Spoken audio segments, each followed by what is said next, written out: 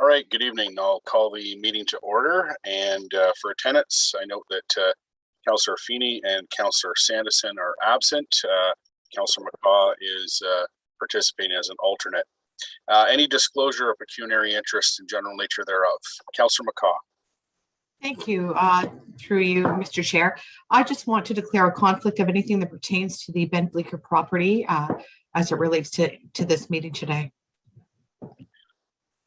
Okay, thank you. So that will be 3.1 for the public meeting portion and 6.1 under referrals, and that is noted. Thank you. So I've got some opening remarks. The planning meeting is being heard by the City Council Planning Advisory Committee, and public notice has been given in accordance with the Planning Act. The non-elected members of the Planning Advisory Committee are Mr. John Beltutis, Mr. David Joyce, Ms. Catherine Brown, and Mr. Paul Jennings. Citizen appointees may ask questions and participate in the discussion in order to assist in making recommendations to City Council, but may not make motions or vote in connection with the public meeting. If a person or public body does not make oral submissions at a public meeting or make written submissions to the Planning Committee or City Council before the bylaw is passed, the person or public body is not entitled to appeal the decision of City Council or the local planning appeal tribunal. If a person or public body does not make oral submissions at a public meeting or make written submissions to the City of Belleville before the related bylaw is passed, the person or public body may not be added as a party to the hearing of an appeal before the local planning appeal tribunal, unless, in the opinion of the tribunal, there are reasonable grounds to add that person or public body as a party. Comments received at this public meeting, as well as written comments, will be considered by the Engineering and Development Services Department in analysis of the applications that were part of the public meeting tonight. For further information on how to provide comments to the city regarding an application from this public meeting, please email planning@belleville.ca. A recommendation report will be brought forward upon receipt of all agency and public comments in the future. Any persons wishing to be advised of the Belleville Planning Advisory Committee's recommendations with respect to today's applications are requested to provide their name, address, as well as the application in which they have an interest in writing to the City of Belleville. So with that, we'll move to public meetings, and 3.1 is notice of complete application and introductory public meeting. And Councillor McCaw, you've got a conflict for proposed official plan and zoning bylaw amendment, bylaw 10-245, for the northern portion of 40 Yeoman Street, known as the Ben Bleeker property. Owner is the City of Belleville. Agent is Dillon Consulting Limited. File numbers are B-50-3-38 and B-77-1144. If Ms. McAdam, if you present the application. Oh, Councillor Alsop? Okay, Ms. McAdam. Thank you, Mr. Chair. This is the second public meeting to consider official plan and zoning bylaw amendments for the northern portion of the subject property known as 40 Yeoman Street. This is due to a revised residential development proposal being submitted in support of the applications. The revised proposal reduces the number of apartment buildings proposed on the site from 2 to 1, increases the number of proposed townhouses from 36 to 37 units, and includes the addition of outdoor amenity space on the property. Specifically, the new proposed application would facilitate the development of 137 residential units comprised of 1 apartment building, 5 two-story townhouse buildings consisting of 25 single-unit townhouses, and 6 two-unit stacked townhouses for a total of 37 townhouse dwellings and outdoor amenity space. Special zoning provisions are proposed for relief to building and yard setbacks, maximum height, parking requirements, and parking location provisions. A holding provision is proposed for the zoning to ensure that additional studies would be required prior to development being able to occur. And all public correspondence received for this application will be included in a future recommendation report to be brought forward by staff once we've completed a full review of the application. Thank you, Mr. Chair.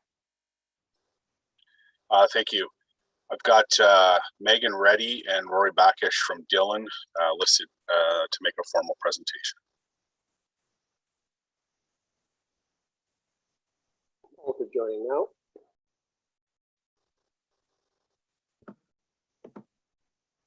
Thank you, Councillor. I'm Megan Reddy, and I'll be speaking on behalf of Dillon Consulting.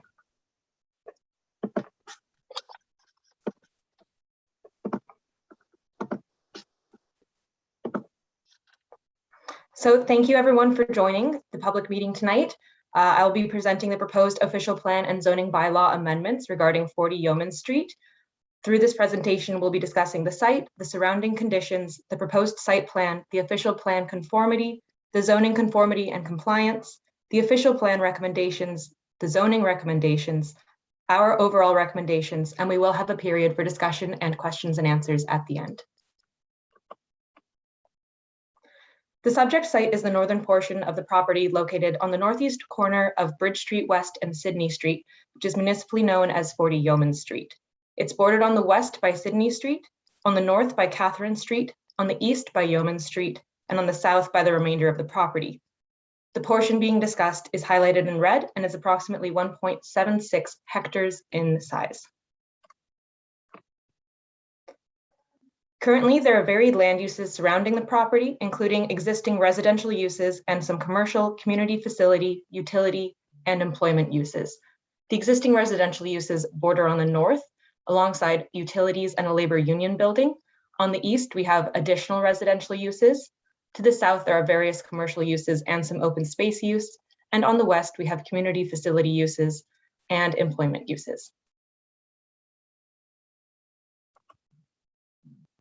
As Desta mentioned, the site plan is proposed for the northern portion, and it's a residential development containing 37 total townhouse units and 100 apartment units contained in a single apartment building.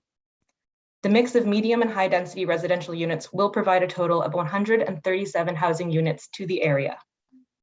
The townhouses are proposed to be placed along the northern and eastern boundaries of the site, and the apartment building is to be placed along the western edge of the site, with communal open space and community space in the center.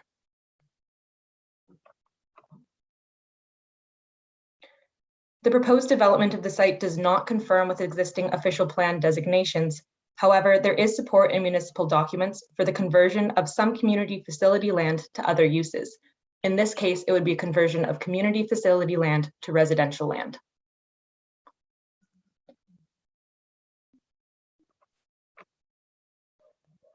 The application proposes to redesignate the site from community facility to residential 8th density zone, known as the R8 zone, with special provisions and a holding provision. The special provisions predominantly are to increase the density of residential uses on the site, and the holding provision requires the developer to undertake the appropriate environmental impact assessment, traffic and stormwater studies, and site plan approvals.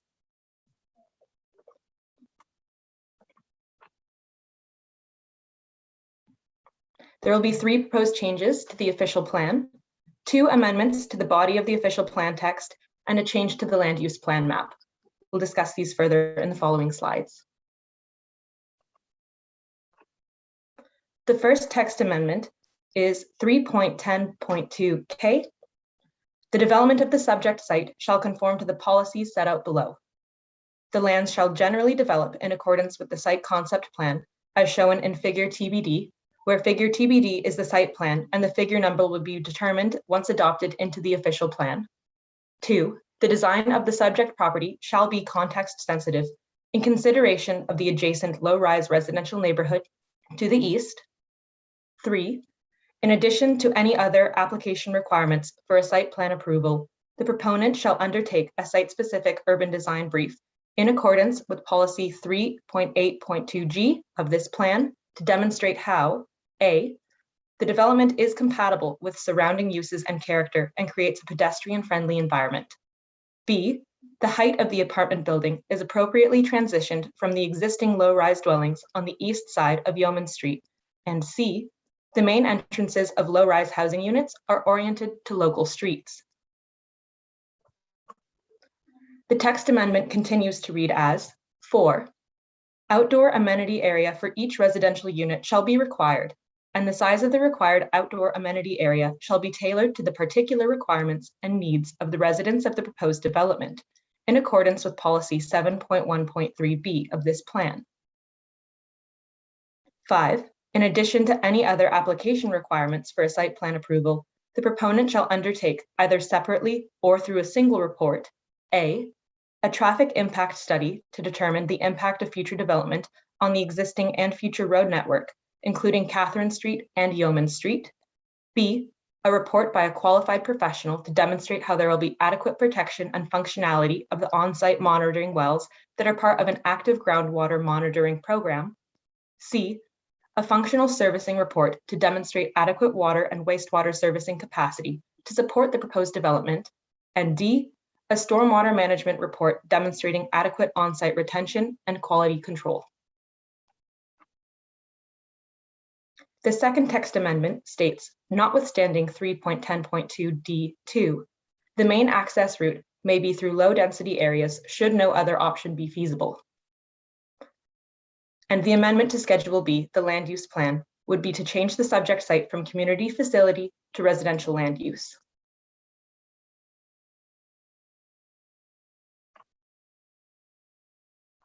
The proposed zoning for the subject property is R8-2, to be implemented through an amendment to zoning bylaw 10-245. A site-specific residential 8th density zone with a holding provision is proposed, and we will discuss the holding provision and special provisions further. The special provisions for the proposed R8-2 zone state, notwithstanding the provisions of this bylaw, the front lot line is located along Sydney Street. Notwithstanding the provisions of subsections 1, 2, and 5 of this Part K and subsections 14 of Part C, within the area zoned R8-2, 1 apartment building, 37 horizontal multiple attached dwelling units, comprising a total of 137 dwelling units, shall be permitted, subject to the following provisions. The front yard depth will be a minimum of 3.83 meters, interior side yard width, a minimum of 1.19 meters, a rear yard depth minimum of 1.18 meters, exterior side yard depth a minimum of 1.73 meters, an amenity area per dwelling unit minimum of 6 square meters, distance between dwellings, no minimum, apartment building height a maximum of 32 meters, horizontal multiple attached dwelling building height a maximum of 6.2 meters, landscaped area a minimum of 35% of the subject site, distance between off-street parking areas and street line, a minimum of 1.18 meters, parking spaces required, a minimum of 195, and bicycle parking spaces required, a minimum of 50 spaces. The holding provisions for the zoning bylaw amendment for zoning bylaw 10-245 read, further, through the site plan and building permit process, the following will be completed to the satisfaction of the city. 1, a traffic impact study has been completed. 2, the required environmental site assessments have been conducted. 3, the environmental remediation has been completed and a record of site condition has been filed. 4, any existing and unused monitoring wells are decommissioned in accordance with Regulation 903. 5, it has been demonstrated that adequate municipal water and sanitary sewer capacity is available. 6, an urban design brief has been completed. 7, an illumination plan has been completed. 8, a stormwater management plan has been completed. 9, adequate pedestrian access is shown on the site plan. And 10, site plan control approval has been obtained.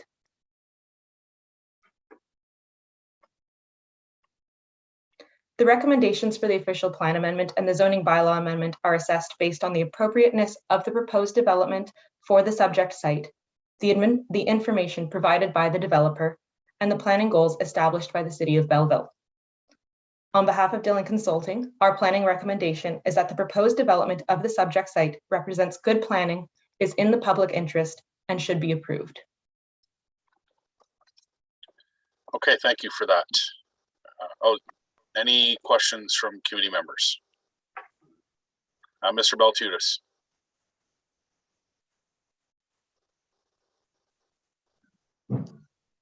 Thank you for that report. It's very interesting, and I'm looking forward to the development. But my question would be, through the chair, is what's the environmental issue, if you're allowed to say? I'm going to refer to my colleague Rory. There isn't a natural environment issue as it relates to the site. There's simply a matter of its former historic activities and the need for the monitoring of the groundwater condition, and as part of the redevelopment to ensure that the groundwater monitoring wells are adequately handled as part of the redevelopment. So continuing on with that, in the past, maybe before my time in the city, was there an issue on that property to give us this red flag? I'm not sure of the actual historic use that would have caused a concern for the groundwater. Perhaps staff have a little bit more history on the site and the need for the groundwater monitoring wells. Mr. McDonald? I can shed a little bit of light through the chair to member Baltudis and the rest of the committee. The monitoring wells there were tied to the monitoring that began at the former Nortel site. There were monitoring wells on Sydney Street, and some of that contamination had migrated towards this site, hence the monitoring wells, which were a requirement of the cleanup of that site. Perfect. Now I understand as soon as you mentioned Nortel and the weeping and the going to that direction, I understand now. I do recall. Thank you. Okay. Any other questions? No, I don't see any. Okay. Thank you very much. I've got a resolution that the City of Belleville application numbers B-50-3-38 and B-77-1144 be referred to the regular planning meeting for further consideration. Council members, Councillor Alsop, Councillor Kelly, all in favor. That is carried. Thank you. 3.2, notice of complete application and introductory public meeting for proposed zoning bylaw amendment, bylaw 3014, 80 Millennium Parkway, City of Belleville, owners Knudsen Construction, agent is Ainley Group, and file numbers B-77-1147. Ms. McAdam, can you present the application, please? Thank you, Mr. Chair. So the subject land is currently vacant and zoned Service Industrial Exception 5 zone with a holding provision. The application is proposing to amend the current zone to add medical clinic and pharmacy as permitted uses on the subject land. The rezoning would facilitate the construction of a new 358.7 square meter building on the subject land, which would consist of a medical clinic with 4 medical practitioners as well as a pharmacy.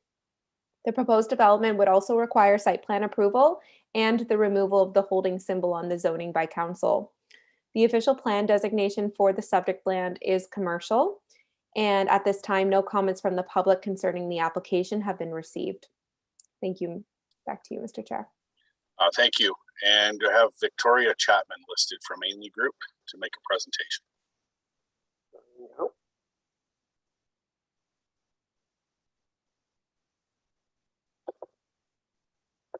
Ms. Chapman, you're in the meeting and can proceed with your presentation. Thank you. I did not prepare a presentation just because we're adding to the 2 uses to the existing zoning. But I just wanted to state that I support the application and I'm here for any questions. Okay, thank you. Any questions from committee members? I have one, Ms. Chapman. It was suggested that the location of it is in an underserviced area, and I know you're just part of the planning portion of it, but in terms of the medical clinic, I believe nurse practitioners and a pharmacy, that would service just beyond that local area, would it not? Well, as you know, Belleville is rapidly expanding to the north, and there's a large lack of doctors in the area. So we believe that this is an appropriate location. Okay, thank you. All right, if I don't see any questions from committee members, then I have a motion that the Knudsen Construction application number B-77-1147 be referred to the regular planning meeting for further consideration. Councilor McCaw, seconded by Councilor Alsop, all in favor. That is carried. Thank you. All right, moving on to 3.3, notice of complete application and introductory public meeting for proposed zoning bylaw amendment, bylaw 10245, 135 Station Street, City of Belleville. The owner is KGF Capital Realty. Agent is EchoView Consulting Services Incorporated, and the file number is B-77-1148. Ms. McAdam, could you present the application, please? Thank you, Mr. Chair. A 6-story mixed-use building with 103 dwelling units and 1,512 square meters of commercial floor space is currently under construction on the subject land. The application proposes to amend the current site-specific residential 7th density exception 12 zone in order to permit 30 additional dwelling units and to permit an office and medical clinic use within the existing building area. The application requests a site-specific definition for an office and medical clinic use. This would be defined as a building or structure or portion thereof used by a business, agency, or organization for the provision of government, social services, or other similar services, and shall also include areas for treatment of patients by physicians, dentists, or other legally qualified healthcare practitioners, together with their qualified assistants, and without limiting the generality of the foregoing, the building may include administrative offices, waiting rooms, examination rooms, and treatment rooms. Relief to the current zone provisions for minimum required lot area per dwelling unit and minimum required parking per dwelling unit are also requested. And the proposed 30 additional dwelling units would be affordable rental units with a rental rate between 70 and 90% of the average market rate. The official plan designation of the subject land is city center and environmental protection. Thank you, Mr. Chair. Thank you for that. I have Frank Giannopoulos and Kent Randall as the agent. Both are joining now, Chair. Yeah, thank you.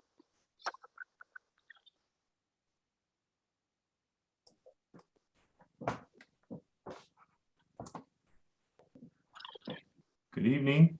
Good evening. You hear me okay? Yep, we can hear you fine, and you have the floor. Thank you, Mr. Chair, and thank you, committee. My name is Kent Randall. I'm with EcoView Consulting. We're the planners for the applicant, KGF Capital. With me is Frank Giannopoulos, representing KGF Capital, the developer. We don't have a formal presentation tonight, as it's fairly simple. I think the committee's familiar with what's on the site now, what's being constructed on the site now. What we're asking for is to convert a portion of that building from commercial, so the first floor, half of which would have been, or the entire thing would have been dedicated to commercial, a portion of which will now be occupied by additional dwelling units, and those units will be dedicated primarily as units for short-term occupancy or sort of bridging the gap between long-term occupancy and treatment at hospitals for people with addictions and other associated conditions. And so the addiction and mental health services who are looking to locate their offices within this building will utilize it as sort of an area or units that they can use for their patients, and sort of bridge that gap, as I said, between having them have to go to the hospital, or actually taking away the need for them to have to go to the hospital, and provide a place that will be temporary as they make their way to long-term accommodation elsewhere. So the reason for the amendment, of course, is to increase the number of units that are permitted on the site. Right now, the maximum is 103 units, so this would increase it to 133. We would have to drop the number of required parking spaces within the R712 zone. And we do believe that that's appropriate given the tenants that would be using the units on the site. And also the commercial space will be reduced by virtue of the additional units on the first floor. So then that in turn will reduce the parking demand for those commercial unit or the commercial space on the site. And then the other provision that Desta had mentioned was the introduction of an office use. So and that's to permit that AMHS office on the site. So as it stands now, that sort of medical office or this sort of a variation of that we're proposing on the site isn't permitted. So that's what's being requested as part of this amendment application.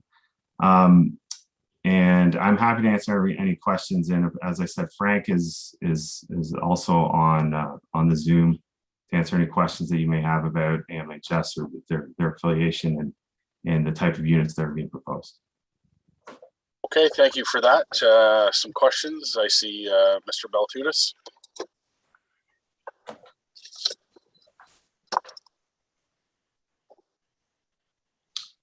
Mr. Baltutis, your microphone is muted. Sorry. Thank you. Through the chair, just for clarification, ground floor and first floor the same? Through the chair, yes. Okay, because I hear ground floor sometimes and I hear first floor, so that's great. Thank you. Okay, I have Councillor Kelly next.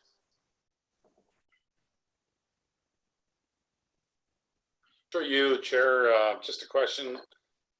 Additional 30 dwelling units, and then you have medical clinic. Can you kind of define what medical clinic, or maybe you can't speak to that, but it's interesting to hear about the potential relationship with mental health and an opportunity for those that need a helping hand. We'll have a place right there, but can you just kind of expand on that in your terms of medical clinic? What does that mean? So to the chair, Frank, maybe you want to take this one. You betcha. Councillor, to the chair and committee members, public, with respect to medical status or medical clinic status that we're identifying, it's to have and provide 24-hour supports on site. So whether that's through it used to be CCAC or Quinny Health, any agency, charitable or non, that supports this client will be working from the space. So we don't know exactly who the client is right now, but it will vary. 80 to 90% will be individuals coming from hospital, Belleville General, that are taking up a bed, waiting for a long-term bed, but there's not one available for them. So this facility would help bridge the gap and help decrease the pressure on the hospital, as well as costs, decrease costs in housing the specific client in this facility versus at the hospital until a long-term care bed does come available. Okay, Councillor Alsop. Thank you, Chair, and through you to the gentlemen who have joined our meeting today. I just want to say I think this is a great pivot and something that's certainly needed in the community. My question is, as it relates to the reduction in parking spaces, which I think is appropriate given that a lot of these people that would be using these lower cost rooms wouldn't necessarily have a car. Was there any thought put into alternative vehicle parking, things like electric scooters, bicycles, other means of transportation that these individuals might have, or storage for the same? Absolutely, this was thought out when we initially designed the project, whether it's for their residential or commercial tenants. So we do have charging stations that will be installed, I believe 3 charging stations, and they'll be available for lease. There will be a number of parking spots, I believe 149 that will be available, as well as storage on each level. So ground floor and right up to the penthouse will include on each level its own dedicated storage areas for each particular unit, or dedicated to each particular unit. Okay, Councillor Alsop. Okay, any other questions from committee members? Ms. Brown.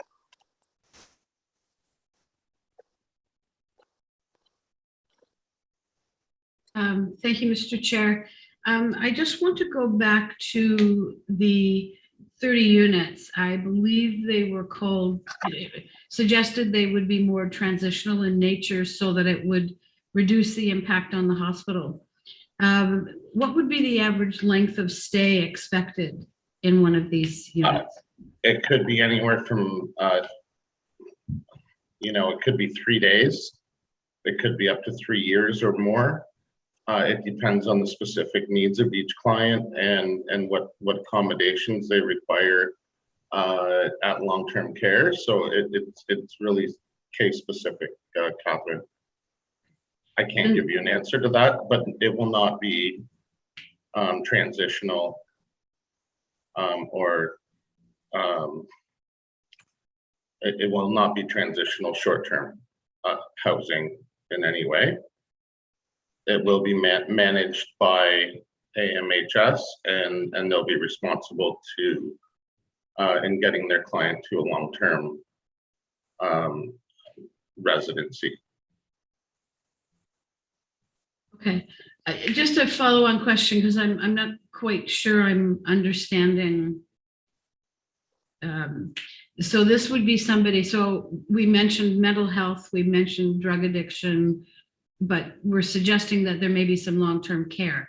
Is that somebody who may be moving out of the hospital into these units temporarily, who are waiting to go into another facility, a rehab, for instance, or long-term psychiatric care? Or is this, or the other option, is this somebody transitioning into long-term housing? With the information I have, it's everybody, or at least 85% of the client base will be transitioning to long-term care. But that would have to be confirmed with the client. And I don't think that, I believe we're requesting that these be zoned as regular or affordable apartment units. In the event the tenant funding runs out and the facility no longer works, we're now left with a facility that's cost, it's with significant capital costs to construct. We ultimately need or require an end game plan in the event that they do lose the funding. So I don't know if DESDA can jump in and just clarify how that zoning works, but I don't know if that answers your question or not. But I think you'd have to go and speak with AMHS to clarify any specifics. Great, thank you. Okay, is there any staff that want to add anything? You don't have to. At this stage, I would leave it for the applicant's explanation to answer any questions. Kent may have something that he'd like to add. Okay, yeah, go ahead. Sure, I can, Mr. Chair. I would just say that I think what Frank was getting at was that the zoning doesn't specifically specify that type of use. Now, that's what the purpose of these units are. That's how they're being purposely built within the building. But they could potentially have an after use if the service is no longer provided. And just going back to the question from Councillor Kelly about what this is in the medical office and how it's defined, we did provide a draft definition, and it's very similar to a standard medical office, whereby you'd have examination rooms and treatment rooms, and there would be those sorts of things there as well. So treatment for the people who are using the units. So it would have a similar kind of limitations in terms of what can and can't be associated with it. Okay, thank you. I had Mr. Joyce next. Thank you. Through the chair to Frank, actually, just the timing now. You were looking originally for commercial, I know, and you're now looking to convert the zoning to the 30+ with the wraparound services as you define. How does it impact the timetable for the rest, the other 103 units there? Are you still on schedule for that in early next year, or how does that get impacted?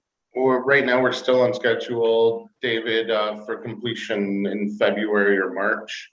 Our aim is for February 1. We've encountered some delays with COVID, but with respect to the 30 units, 60% of the superstructure is completed.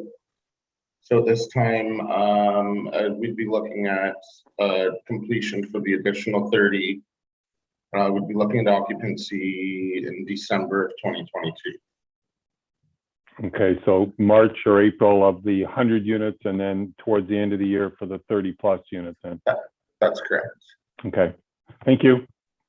Thank you, David. Okay, see some more hands. Councillor Kelly, followed by Ms. Brown. Thanks for the second question, Chair. It seems very interesting. Just a couple of things. Have you modeled, or there seems to be a shift here in how this building is going to serve its residents? Is there a model from another city that you've taken this from? And I just wanted to ask Mr. Giannopoulos, you referenced an acronym, and just that we have people watching, and just some of your partners in health that you may be working with. In my notes, you have a 24-hour support service medical clinic with Quinny Healthcare. Who are some of the other partners, and can we get their full names? Thanks. Sure. Unfortunately, I won't be able to disclose that. It all comes through AMHS. So I would say feel free to contact them directly for more information in respect to who their partners are. AMHS would be the tenant. We're the landlord, Chair. So that in terms of managing this portion of it, AMHS, we would have a head lease with them, and they'd be responsible to manage this portion of the building as their own. It would be have its own entrance and access and so on. Yeah, in terms of who their partners are, I don't have that in front of me, and I'm pretty sure you can get that info, or I can get that and pass it on to you, Mr. Chair. Okay, thank you. Ms. Brown. A follow-on question, again related to the medical offices that are in there. Will these medical offices be accessible to other residents in the area, or limited just to the clientele on the first floor?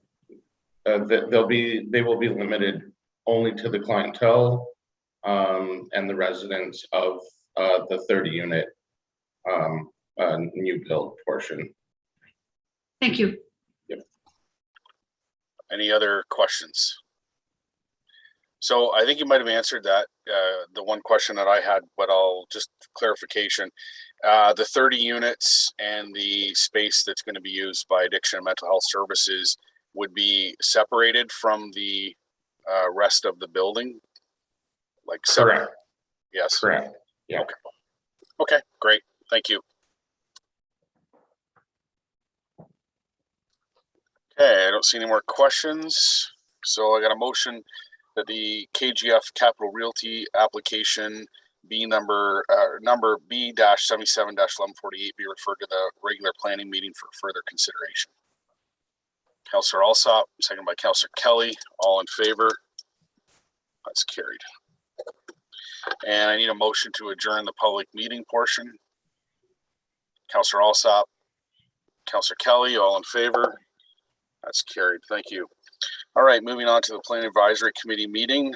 I note that Councillor Feeney and Councillor Sanderson are absent. Councillor McCaw is an alternate committee member.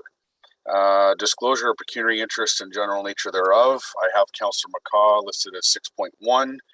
Is there any others? Okay, seeing none. Reading and confirmation of the minutes, and the resolution is that the minutes of the City Council Planning Committee meeting and Planning Advisory Committee meeting held on September 7th, 2021 be approved. Mr. Baltutis, Mr. Joyce, all in favor? That's carried. There's no deputations. Correspondence. I need a motion to receive all correspondence that was received by the clerk's office. And Mr. Baltutis, Councillor Alsop, all in favor? That's carried. Referrals from the public meeting. 6.1 notice of complete application and introductory public meeting application for proposed official plan and zoning bylaw amendment. Councillor McCaw, this is the one you have conflict. Zoning bylaw amendment, bylaw 10245 for the northern portion of 40 Yeoman Street, known as the Ben Bleecker property. Owners, the City of Belleville. Agent is Dillon Consulting Limited. The resolution reads that report number PP-2021-53 dated October 4, 2021 regarding notice of complete application and introductory public meeting for proposed official plan and zoning bylaw amendment, bylaw 10245 for the northern portion of 40 Yeoman Street, City of Belleville be received as information, and that staff report back at such time as input from the public, commenting agencies and municipal departments has been received, assessed, and addressed to the satisfaction of the Engineering and Development Services Department. Get somebody to move that, please. Mr. Joyce and Mr. Jennings. Any questions or comments? Ms. Brown.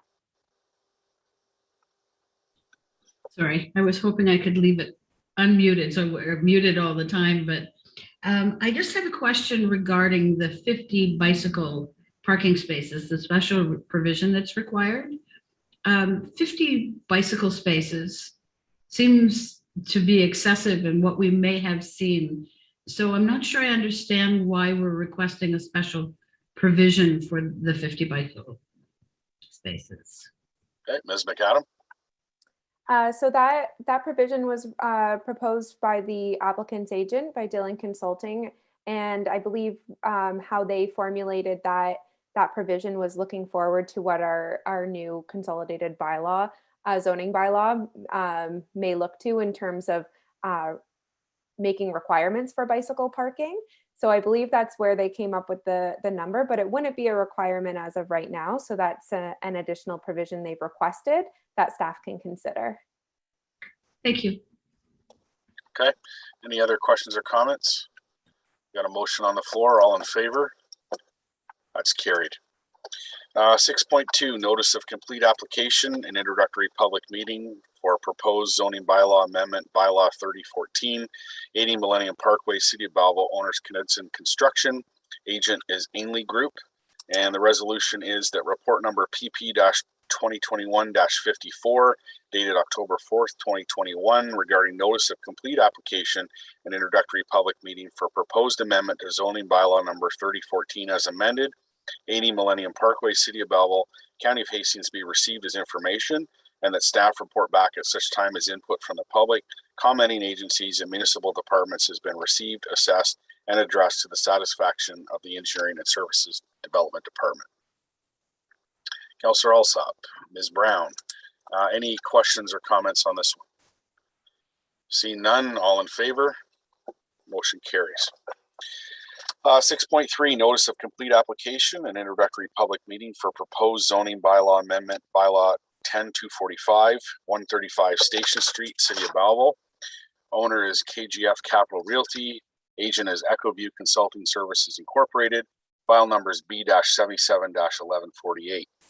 Resolution reads that report number PP-2021-55 dated October 4th, 2021 regarding the notice of complete application and introductory public meeting for proposed amendment to zoning bylaw number 10245 as amended, 135 Station Street, City of Belleville, County of Hastings be received as information, and that staff report back at such time as input from the public, commenting agencies and municipal departments has been received, assessed and addressed to the satisfaction of the Engineering and Development Services Department. Can somebody move that, please? Mr. Joyce and Mr. Jennings. Any questions or comments? Seeing none, all in favor? That motion's carried. Okay, moving on to reports. 7.1 staff recommendation report for proposed amendment to zoning bylaw 3014 as amended, 240 Bethel Road, City of Belleville. Owner applicant is Todd Hogan. File number is B-77-1145.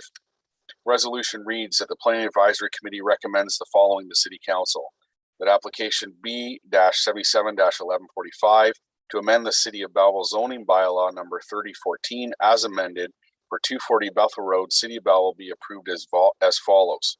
That zoning bylaw number 3014 as amended be amended by rezoning a portion of the subject land from rural RU zone to rural RUX zone with special provisions to permit a cabin establishment as an accessory use and requiring a minimum of 15-meter setback from rear and side yard lot lines, a 1.5-meter landscape buffer containing trees or hardy bushes between the parking area and the adjacent residential lot, a maximum size of 18.6 square meters per cabin, and limiting the number of cabins to 4 to facilitate a rural tourism development to be used for short-term accommodations. Have somebody move that, please. Councillor Alsop, seconded by Mr. Baltutis. Any questions or comments? I see Mr. Joyce and then Mr. Jennings. Go ahead, Mr. Joyce. Yeah, I guess the recent correspondence we got from the fire protection is a little unnerving.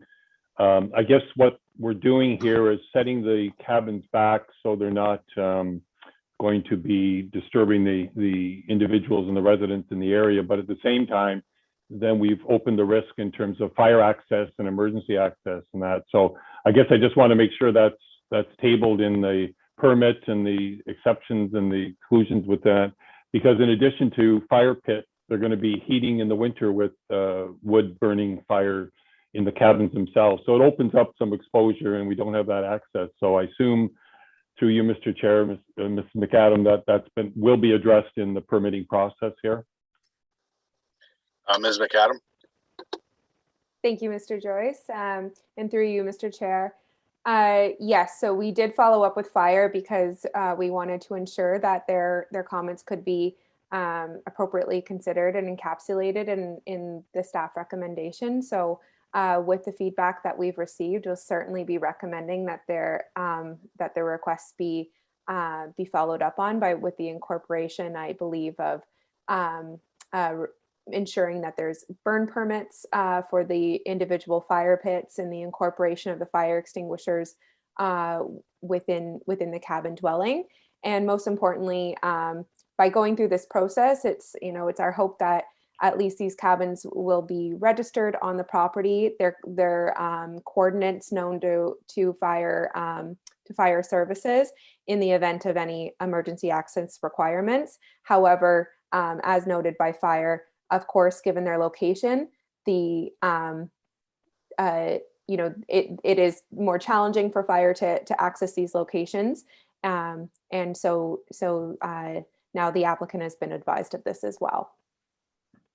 So just to follow up, if I don't mind, so there's no access by vehicle. You have to portage to the cabins. I guess you park in a lot and you portage to these various cabins. Is that my understanding?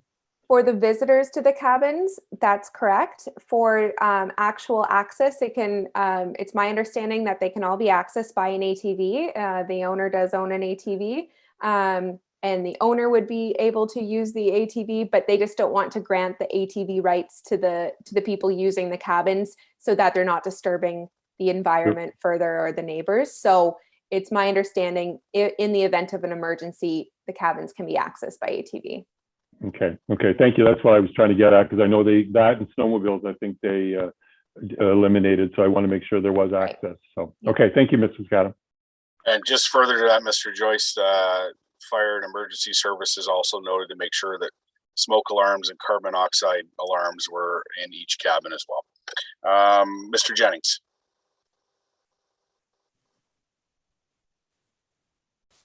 Thank you, through the chair.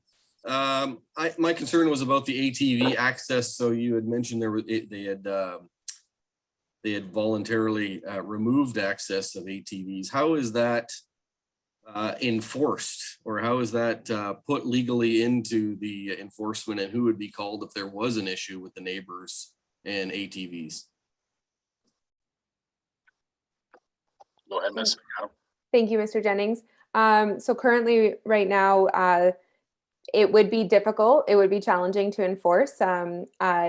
Others using ATVs on the property, with the exception of the noise bylaw, if they were riding at different points of the day, or if they were infringing upon Quinte Conservation crossing requirements of the environmental protection area.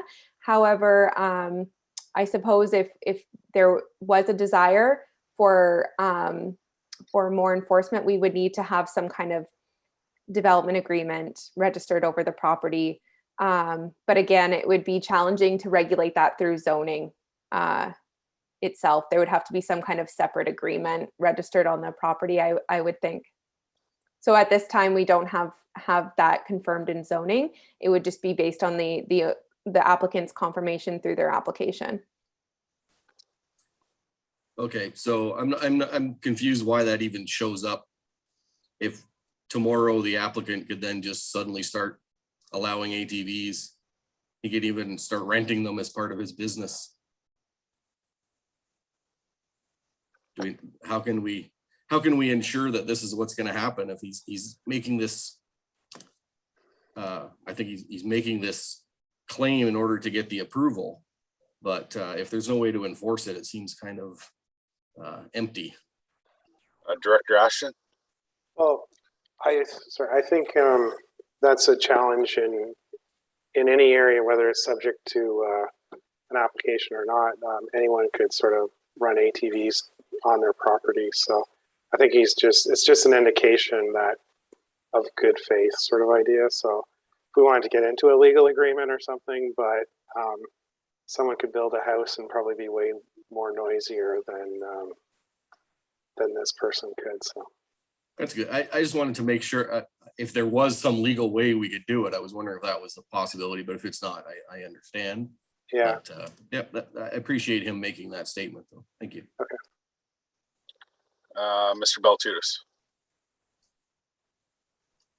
Thank you, Chair. To, I guess, the planning department, I'm assuming all these cabins are going to have a building permit and they will have to meet the building code. Through you, Councillor Chair, that's correct. So all of those fire issues will be met under the building code.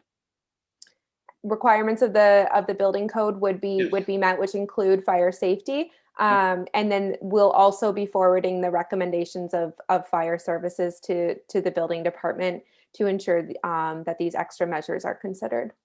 Thank you. Just looking for clarification. Any other questions or comments? Seeing none, I got a motion on the floor. All in favor? Motion is carried. Moving on to information matters. 8.1 official plan and zoning bylaw amendment monitoring report to August 4th, 2021. Resolution of the official plan and zoning bylaw amendment monitoring report to October 4th, 2021 be received. Ms. Brown and Councillor Kelly, any questions on that information? Seeing none, all in favor? Motion is carried. General business. Any items? Okay, seeing none, I've just got some closing remarks. The Planning Advisory Committee's applicable decisions will be forwarded to the City Council for consideration, forming part of the agenda for the City Council meeting to be held. And with that, I need a motion to adjourn. Mr. Baltutis, Councillor Alsop, all in favor? That's carried.